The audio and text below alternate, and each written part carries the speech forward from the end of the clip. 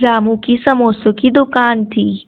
उसकी दुकान बहुत अच्छी चलती थी, मगर उस गांव में बहुत गरीब लोग रहते थे, जिसकी वजह से उसने अपने समोसों के दाम बहुत कम रखे हुए थे। रामू का एक बेटा था, मून। मून अपने बाबा के साथ काम भी करवाता था और पढ़ाई भी करता था।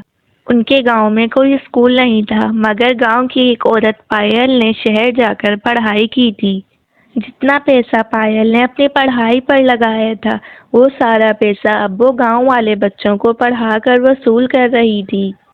वो अपने घर में बच्चों को पढ़ाती थी, मगर उन गरीब बच्चों को पढ़ाने की वो बहुत ज़्यादा फीस लेती थी। रामू का सपना था मून को पढ़ाने का, तो मून पायल के पास पढ़ने आता था। एक दिन मून जब स्कूल आता है तो पायल मून से कहती है, परसों तुम्हारा पहला इम्तिहान है और तुम्हारी फीस अभी तक नहीं आई है। अगर तुम फीस नहीं भर सकते तो चले जाओ इस स्कूल से, मैं तुम्हें नहीं पढ़ा सकती। मून घर वापस आ जाता है तो उसकी माँ उससे पूछती है, बेटा क्या हुआ, तू इतनी जल्दी स्कूल से वापस क्यों आ गया है? क्या तू कुछ भूल गया है घर में?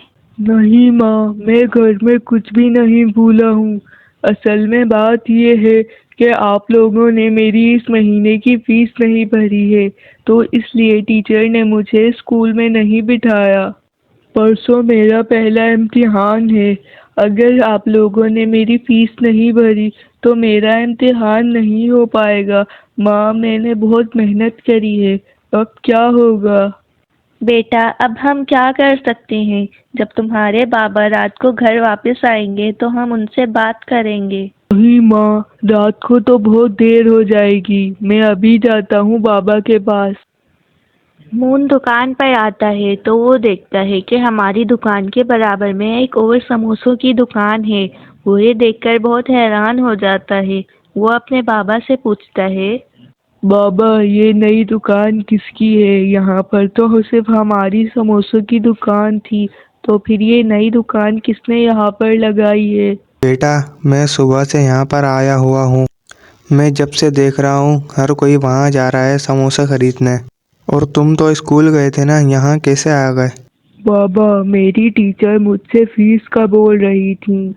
परसों मेरा पहला इम्तिहान है। फीस के बगैर मुझे टीचर इम्तिहान में बैठने नहीं देंगी। रामू मून की ये बात सुनकर और भी ज्यादा परेशान हो जाता है। वो मून से कहता है, बेटा, अभी मैं कुछ भी नहीं कर सकता हूँ, क्योंकि आज इस नई दुकान की वजह से मेरा बहुत नुकसान हो रहा है। ये बात सुनकर मून चुप हो जाता है। थोड़ी देर बाद मून और रामू के पास एक आदमी आता है और वो उनसे कहता है, अरे रामू, तुम तो ये अपनी दुकान बंद ही कर दो। ये जो तुम्हारे बराबर में कृष्णा की दुकान है, ये तुमसे सस्ते समोसे बेच रहा है और जायके में भी बहुत अच्छे हैं। ये बात कहकर वो आदमी वहां से चला जाता है। रामू सोचता है कि मैं तो बहुत सस्ते समोसे बेचता था, मुझे तो कुछ भी नहीं बचता था और ये मुझसे भी कम पैसों में समोसे बेच रहा है, मगर कैसे? चलिए बाबा, अब हम घर चलते हैं। यहाँ रुकने का कोई फायदा नहीं है। आप लोग इतनी जल्दी घर वापस क्यों आ गए हैं?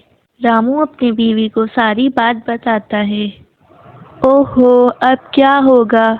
हम मून के स्कूल की फीस कैसे भरेंगे? उसका परसों पहला इम्तिहान है, अब वो क्या करेगा?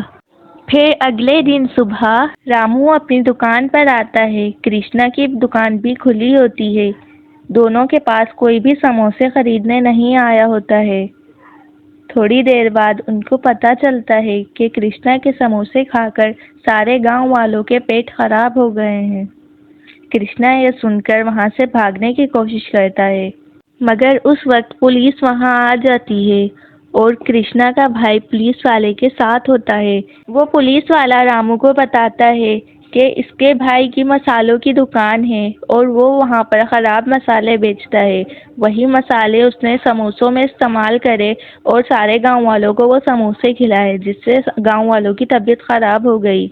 रामू की ईमानदारी देखकर सभी गांव वाले उससे समोसे लेना शुरू कर देते हैं। रामू मून की स्कूल की फीस भी भर देता है और फिर वो लोग खुशी खुशी रहने लग जाते हैं। अगर आपको रोज़ाना नई नई कहानियाँ देखनी है तो हमारे चैनल को लाइक और सब्सक्राइब कर लें और बेल आइकन को दबाना ना भूलें।